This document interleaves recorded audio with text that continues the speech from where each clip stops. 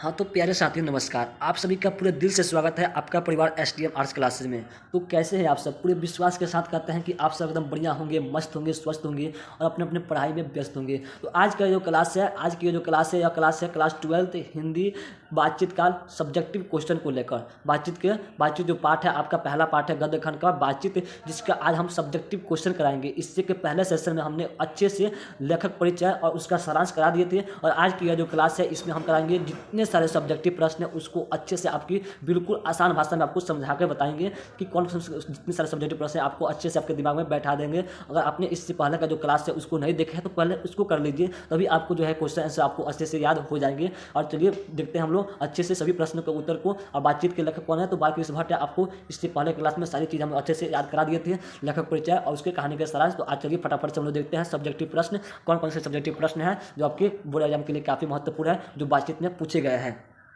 चलिए तो सभी सब्जेक्टिव प्रश्न को हम लोग यहाँ पर उत्तर देखेंगे। सबसे पहला प्रश्न आपके सामने दिख रहा होगा। पहला प्रश्न क्या पूछा है कि अगर हम में वाक शक्ति ना होती तो क्या होता। क्या होता जी? आप सबको मालूम होना चाहिए कि अगर मनुष्य में वाक शक्ति ना होती तो क्या होता। जितने सारे बच्चे जो है इससे पहले का जो क्लास किए होंगे, बातचीत का जो पूर्ण परिचय है, लेखक परिचय और सारांश, उस पार्ट को जो भी सारे बच्चे, उस क्लास को जो भी सारे बच्चे किए होंगे, उन सभी बच्चों से यह प्रश्न बनना चाहिए। एक भी कोई भी बच्चे ना नहीं कर सकता कि ये प्रश्न हमको याद नहीं है, इस प्रश्न का उत्तर हम नहीं दे पाएंगे। सभी बच्चों को ये प्रश्न का उत्तर आना चाहिए कि अगर मनुष्य में वाक शक्ति ना होती, बोलने की शक्ति ना होती तो क्या होता। आप सबको मालूम होना चाहिए। तो क्या होता जी? क्या होता? अगर हमें वाक शक्ति ना होती तो ये संपूर्ण सृष्टि जो है कैसी प्रतीत होती? तो गूंगी प्रतीत होती। आपको बताया था ना कि अगर मनुष्य में बोलने की पावर ना होती, बोलने की शक्ति ना होती, तो संपूर्ण सृष्टि जो है एकदम से गूंगी प्रतीत होती। सभी लोग जो है लुंज पुंज से किसी कोने में बैठा दिए गए होते। ऐसा लगता है कि कोई किसी का कोई से मतलब ही नहीं है, और हम लोग जो भी बोल कर जो भी हम लोग सुख दुख अनुभव करते हैं, वह अगर वाक शक्ति ना होती तो हम लोग वह नहीं कर पाते, है ना। कितने आसान भाषा में आपको अच्छे से समझा रहे हैं, कितने आसान आपकी भाषा में लिखवाए हैं। एकदम आपको अच्छे से समझ में आने चाहिए कि अगर मनुष्य में वाक शक्ति ना होती तो पूरा सृष्टि, जो पूरा संसार है, एकदम गूंगी लगती। सब लोग लुंज पुंज से, किसी को कोई मतलब नहीं होता, किसी कोने में मानो कि एकदम किसी को कोई वास्ता ही नहीं है। हम लोग बोलकर जो भी सुख दुख का अनुभव करते हैं वह एकदम से नहीं कर पाते। किसके कारण? वाक शक्ति के ना होने के कारण। कितने अच्छे से आपका पहला क्वेश्चन समाप्त हुआ, कितने अच्छे से। उम्मीद भी है कि आपको अच्छे से समझ में आ गए होंगे। अगर समझ में आ गया है तो एक बार लाइक कर दीजिए क्लास को। चलिए नेक्स्ट अगला जो प्रश्न है उसको देखते हैं। अगला प्रश्न क्या कर रहा है? अगला प्रश्न आपके सामने दिख रहा होगा। अगला प्रश्न है कि बातचीत के संबंध में बेन जॉनसन और एडिसन के क्या विचार थे।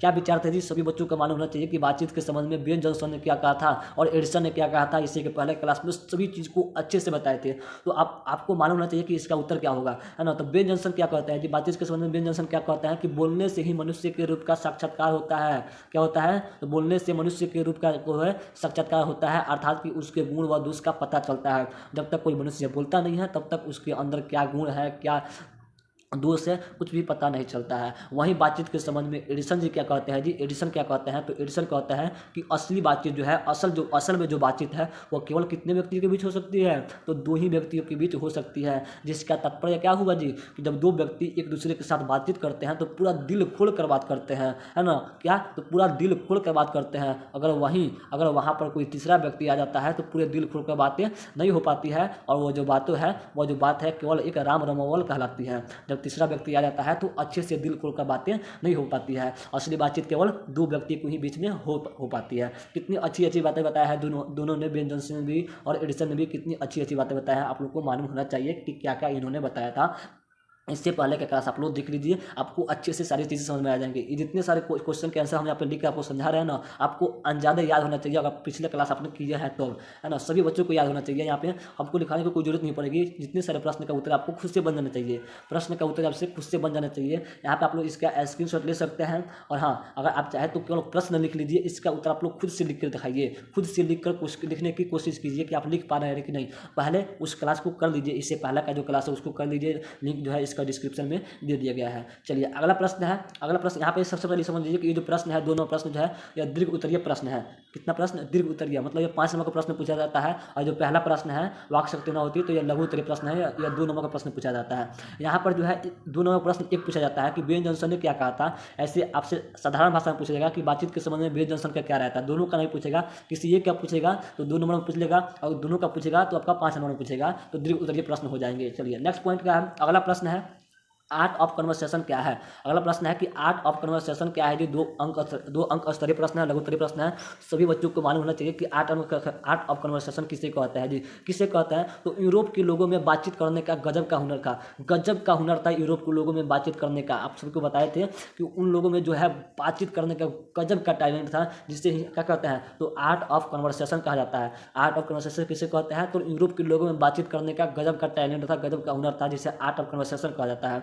इस कला में वो लोग क्या करते हैं जी, तो इस कला में चतुराई के साथ प्रसंग छेड़ते थे, ऐसी ऐसी बातें करते थे, ऐसी ऐसी मीठी मीठी बातें करते थे कि जिसको सुनकर कानों को अत्यंत सुख मिलता था। क्या मिलता था? सुख मिलता था। इसीलिए इसे सुहृदय गोष्ठी कहा जाता है। सुख मिलता था तो सुहृदय गोष्ठी भी कहा जाता है, जिसे कि आर्ट ऑफ कन्वर्सेशन कहा जाता है। उम्मीद है कि आपको अच्छे से समझ में आ गए होंगे। अगले प्रश्न की बात करते हैं। लघु उत्तरीय प्रश्न था, अगला प्रश्न है दीर्घ उत्तरीय प्रश्न है। ध्यान दीजिएगा, प्रश्न क्या करा है कि मनुष्य की बातचीत का उत्तम तरीका क्या हो सकता है, इसके द्वारा जो है वह कैसे अपने लिए सर्वथा नवीन संसार की रचना कर सकता है। सबसे पहले प्रश्न समझिए, प्रश्न क्या करा है कि बातचीत का उत्तम तरीका क्या है जी। तो आपको बताए थे ना, बातचीत का उत्तम तरीका क्या है, बताए थे आपको। और उत्तम तरीका से इस तरीका से कैसे जो है मनुष्य अपने लिए नए संसार का, मनुष्य जो है नवीन मतलब कि नए संसार का रचना कर सकता है। किससे? तो इस बातचीत के जरिए से। किस बातचीत के जरिए जी? तो उत्तम तरीका जो बातचीत का है उसके जरिए से। तो चलिए सबसे पहले बताते हैं कि बातचीत का उत्तम तरीका क्या है। तो आपको बताए थे हमने इससे पहले क्लास में कि मनुष्य में जो है बातचीत का सबसे उत्तम तरीका क्या था जी। तो अवाक होकर खुद से बात करना, अवाक होकर एकदम बिना कुछ बोले खुद से अपने अंदर से बात करना, खुद के बारे में विचार करना सबसे उत्तम तरीका बताए थे लेखक ने। हमें अपने अंदर ऐसी शक्ति पैदा करनी चाहिए कि जिससे हम अपने आप बातचीत कर लिया करें। क्योंकि हमारी जो भीतरी मनोवृत्ति है, हमारा जो भीतर का जो मन है, वह प्रत्येक क्षण क्या करता है जी, नया नया रंग दिखाता है, प्रत्येक क्षण बदलता रहता है। हमारा जो मन है प्रत्येक क्षण जो है बदलता रहता है। वह इस प्रपंचात्मक मतलब होता है पहेली नुमा, इस उलझे हुए संसार का, ये जो संसार जो है उलझा हुआ संसार है, इस संसार का जो है हमारा मन जो है बहुत भारी आईना है। क्या है जी? बहुत भारी आईना है। हमारा जो मन है बहुत भारी आईना है, जिसमें हम जैसी चाहे वैसी सूरत देख लेना, कोई दुर्गत वाली बात नहीं है। हम अपने अंदर अपने मन के भीतर जैसा मन चाहे वैसा सूरत देख सकते हैं, इसमें कोई गलत बात नहीं है। हमारा जो मन है चाहे तो अभी ब्रह्मांड देख सकते हैं, चाहे तो अभी सूर्य देख सकते हैं, चाहे तो अभी भगवान को देख सकते हैं, इसमें कोई दिक्कत वाली बात नहीं हो सकती है। यही जो है बातचीत का सबसे उत्तम तरीका है, और इसके द्वारा हम हमेशा जो है अपने लिए नवीन संसार का, नया संसार का रचना कर सकते हैं, जैसा चाहे वैसा अपने मन में संसार को देख सकते हैं। है कि नहीं जी? यही है बातचीत करने का सबसे उत्तम तरीका। उम्मीद है कि जो 4 9 प्रश्न जो आपको अच्छे से दिमाग में बैठ गए होंगे, अच्छे से समझ में आ गए होंगे। आप लोग इसका भी स्क्रीनशॉट ले सकते हैं, और नहीं तो आप लोग खुद से लिखने की प्रयास कीजिएगा। जितने सारे बातें बताए हैं आप एक बार सुन लीजिए और खुद से सभी प्रश्नों को उतार कर अपने से कॉपी में लिखने की कोशिश कीजिए। लिखने सबसे बेहतर रहेगा, आप लोग लिखने की कोशिश कीजिए, छापने की नहीं, लिखने की कोशिश कीजिए, ताकि आपके अंदर की शक्ति की पहचान हो जाए। चलिए अगला प्रश्न है 5 नंबर प्रश्न है व्याख्या करना। ये भी 5 नंबर प्रश्न जो है व्याख्या करना पूछ रहा है, और ये भी जो है दीर्घ उत्तरीय प्रश्न है। ये भी 5 नंबर का प्रश्न पूछा जाता है, 5 नंबर में पूछा जाता है दीर्घ उत्तरीय प्रश्न। अगला प्रश्न क्या करा, ध्यान से सुनिएगा कि हमारी भीतरी मनोवृत्ति है प्रति क्षण नए नए रंग दिखाया करती है। वह इस प्रपंचात्मक संसार का बड़ा भारी आईना है, जिसमें जैसी चाहे वैसी सूरत देख लेना कोई दुर्गत वाली बात नहीं है। इसकी व्याख्या करना है, इसको विस्तार से बताना है। तो व्याख्या करने से पहले कुछ पंक्तियाँ आपको लिखनी पड़ती है। क्या लिखना पड़ता है जी? यहाँ पे ध्यान दीजिए, लिखना पड़ता है कि प्रस्तुत पंक्तियाँ, ये जो पंक्तियाँ हैं, एक पंक्ति रहेगा तो पंक्ति, और एक से अधिक पंक्तियाँ हैं तो पंक्तियाँ। तो प्रस्तुत पंक्तियाँ जो है निबंध का बालकृष्ण भट्ट द्वारा रचित बातचीत शीर्षक ललित निबंध से ली गई है। बालकृष्ण भट्ट क्या थे जी? तो निबंधकार थे, और बातचीत क्या है जी? एक ललित निबंध है। तो इसी से यह पंक्ति जो है, ये जो 3 पंक्तियां हैं, इसी से ली गई है, जिसमें इन पंक्तियों के माध्यम से निबंधकार यह बतलाना चाहते हैं कि बस इतना आपको अच्छे से यहाँ से लेकर यहाँ तक जो है जो भी प्रश्न पूछेगा व्याख्या करने वाला, उसमें आप लोग इतना अच्छे से लिख दीजिएगा।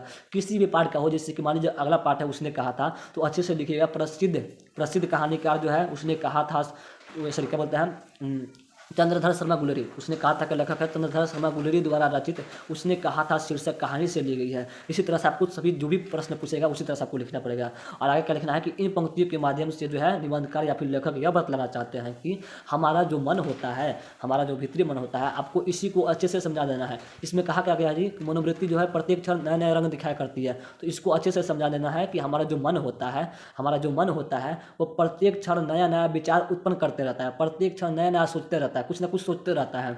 और जो हमारा मन है वह इस उलझे हुए, प्रपंचात्मक होता है, उलझे हुए संसार का ऐसा आईना है, ऐसा विशाल आईना है, जिसमें हम जब चाहे, जहाँ चाहे, जैसी चाहे वैसी सूरत देख सकते हैं, और इसमें हमारा कोई नुकसान भी नहीं हो सकता है। जैसे कि अभी आप पढ़ रहे हैं, आप चाहे तो कुछ भी कल्पना कर सकते हैं, है नहीं। जैसे कि आप सोते हैं तो सोते समय आप कुछ भी कल्पना कर लेते हैं, जैसे कि मैं आपका जो सपना होता है, ड्रीम होता है, जैसे किसी का सपना होता है आर्मी बनना, तो वो लोग सोचता है कि हम कैसे आर्मी बनेंगे, तो कैसे कैसे हमको फौजी में ड्रेस मिलेगा, किस तरह से हम फौजी बनकर अपने देश की सेवा करेंगे, तो कुछ ना कुछ सोचते रहता है। तो हम जैसी चाहे वैसी जो है अपना कल्पना कर सकते हैं अपने मन में, अर्थात कि अपने मन के भीतर सर्वथा जो है हमेशा सर्वथा मतलब होता है हमेशा नया संसार का जो है रचना कर सकते हैं, हमेशा जो है नई नई चीज़ें सोच सकते हैं। इसमें हमारा कोई नुकसान वाली बात नहीं है। यही आपको इस पंक्ति के माध्यम से बतलाना था, आपको अच्छे से समझ में आ गए होंगे। चलिए नेक्स्ट प्रश्न क्या है, अगला प्रश्न है इसी में 5 का ख में प्रश्न है कि सच है कि जब तक मनुष्य बोलता नहीं है तब तक उसके गुण व दोष प्रकट नहीं होता है। यह बात क्या है जी, सत्य है कि मनुष्य जब तक बोलेगा ही नहीं तब तक उसके गुण और दोष प्रकट होगा नहीं होगा, इसको समझा देना है। चलिए कैसे समझाना है जी, तो प्रस्तुत पंक्तियां जो है प्रसिद्ध निबंधकार बालकृष्ण भट्ट द्वारा रचित बातचीत शीर्षक ललित निबंध से ली गई है। इन पंक्तियों के माध्यम से निबंधकार यह बतलाना चाहते हैं, क्या बतलाना चाहते हैं जी, तो बता दीजिए कि बोलने से ही मनुष्य के रूप का स्वभाव का पता चलता है। मनुष्य के रूप जो होता है, मनुष्य का जो गुण दोष होता है वह बोलने से ही क्या करता है जी, तो पता चलता है। मनुष्य के अंदर क्या बुराई है, क्या सच्चाई है, यह बोलने से ही पता चलता है। स्वयं एडिसन ने भी क्या है जी, एडिसन ने भी स्वयं कहा था कि बोलने से ही मनुष्य के रूप का साक्षात्कार होता है, अर्थात कि सच है जब तक मनुष्य बोलता नहीं है तब तक उसके गुण व दोष का पता नहीं चलता है। जब तक मनुष्य नहीं बोलेगा तब तक उसके अंदर क्या बुराई है, क्या अच्छाई है, कोई पता नहीं कर सकता है। हम अब सिर्फ जैसे ही कोई आपसे बात करेगा तो उसकी बात करने का जो लहजा होता है उसी से आप पहचान लेते हैं यह किस कैटेगरी का इंसान है, हमसे किस तरह से बातें कर रहा है। बदतमीजी से बातें करेगा तो उसको बदतमीजी से अपलोड देते भी हैं लोग। तो जिस तरह से मनुष्य बातें करता है उस तरह से आप लोग समझ जाते हैं कि हाँ ये जो मनुष्य है हमारे लायक है या नहीं है, अच्छा है या फिर नहीं है। तो बोलने से मनुष्य के गुण व दोष का पता चल जाता है। यह बात क्या है जी, एकदम सत्य है। चलिए अगला प्रश्न है आपके, अगला प्रश्न 6 नंबर प्रश्न है, लास्ट प्रश्न आपको लग रहा है लास्ट प्रश्न है, 6 नंबर प्रश्न है, मात्र 6 प्रश्न है इसमें कि इस निबंध की विशेषता बता देना है। बालकृष्ण भट्ट जी ने इस निबंध को जो लिखा है, बातचीत को लिखा है, इसकी सबसे विशेषता क्या है जी, किस लिए इस बात को मतलब इसकी विशेषता क्या क्या क्या इसमें बताना चाहते हैं। इस पाठ के अनुसार लेखक जो है क्या क्या बताना चाहता है जी, सबको मालूम होना चाहिए कि क्या क्या बताना चाहते हैं।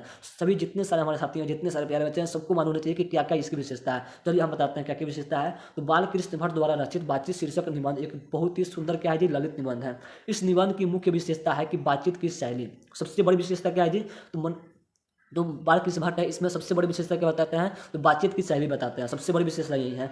इस निबंध के माध्यम से लेखक यह बताना चाहते हैं, इसकी विशेषता क्या है जी, यही है कि मनुष्य को किसी से बात कैसे करनी चाहिए। सबसे मेन विशेषता यही है कि किसी को किसी से बात कैसे करनी चाहिए, यह बातें बता रहे हैं कौन, तो बालकृष्ण भट्ट है। आगे क्या बता रहा है कि साथ ही वह बतलाना चाहते हैं, बातचीत के अलग अलग प्रकार भी बताते हैं। बातचीत के अलग अलग प्रकार बताया है कि दो व्यक्तियों के बीच कैसी बात होती है, दो बूढ़ों के बीच कैसी बात होती है, दो बूढ़ियों के बीच कैसी बात होती है, दो हम सहेलियों के बीच कैसी बात होती है, जो नौजवान होते हैं उनके बीच कैसी बात होती है, जो पढ़ने वाले लड़के होते हैं उनके बीच कैसी बातें होती है। तो बातचीत के अलग अलग प्रकार भी बताए हैं। और साथ में लेखक जो है असल बातचीत केवल दो व्यक्तियों के बीच हो सकती है, ये भी बताया है कि दो व्यक्तियों के बीच ही है असली बातचीत होती है, बाकी वहाँ पर तीसरा व्यक्ति आ गया, चौथा व्यक्ति आ गया, तो बातचीत जो है असली में नहीं हो पाती है, वह एकदम क्या हो जाती है, कॉमेडियन बातचीत हो जाती है। इसके अलावा क्या बताते हैं जी, इस निबंध में बताया गया है कि मनुष्य में बातचीत का सबसे उत्तम तरीका क्या है, तो अवाक होकर अपने आप से बात करना, जो इस निबंध की सबसे बड़ी विशेषता क्या है जी, सबसे बड़ी विशेषता हमको यही लगा है, सबसे बड़ी विशेषता यही है।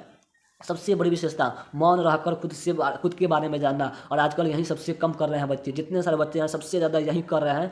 कोई भी अपने अंदर झांक नहीं रहा है, कोई भी अपने अंदर की विशेषता को देख नहीं रहा है। सब कोई मोबाइल फ़ोन टेलीविजन या फिर ऐसे ही कोई भी काम कर रहा है, लेकिन अपने अंदर की क्या बुराई है, क्या अच्छाई है, इसके बारे में किसी को जानने की कोई नहीं जान रहा है। तो सबसे मेन इस पार्ट जो है, इस पार्ट में सबसे मेन विशेषता हमको यही लगा है कि अवाक होकर खुद से बात करना। खुद से बात करने का मतलब होता है कि खुद के बारे में जानिए कि आप है क्या, आप क्या कर सकते हैं, आपकी शक्ति क्या है, आपकी पावर क्या है। सबसे मेन विशेषता यही है कि आप खुद के बारे में जानने की कोशिश कीजिए, यही सबसे बड़ी विशेषता हमको इस पाठ में बातचीत में लगी है। तो आज की इस क्लास में क्या हुआ जी, आपका जितने सारे सब्जेक्टिव प्रश्न है सभी सब्जेक्टिव प्रश्न आपका कंप्लीट हुआ, जितने सारे सब्जेक्टिव प्रश्न है आपको अच्छे से कंप्लीट हुआ। तो यहाँ पे जो है दूसरा क्लास था, आज बातचीत का दूसरा क्लास है। पहला क्लास में लेखक परिचय और उसका सारांश बता दिए हैं। दूसरे क्लास में क्या बताया है जी, तो इसके सब्जेक्टिव क्वेश्चन। अगला जो पार्ट होगा, अगला जो क्लास होगा वह हो जाएगा ऑब्जेक्टिव क्वेश्चन को लेकर। और इस तरह से आपका जो है पार्ट 1 बातचीत जो है आपका समाप्त हो जाएगा अच्छे से। आप अच्छे से लाइन बाय लाइन सभी चैप्टर को एकदम इसी तरह से सभी चैप्टर को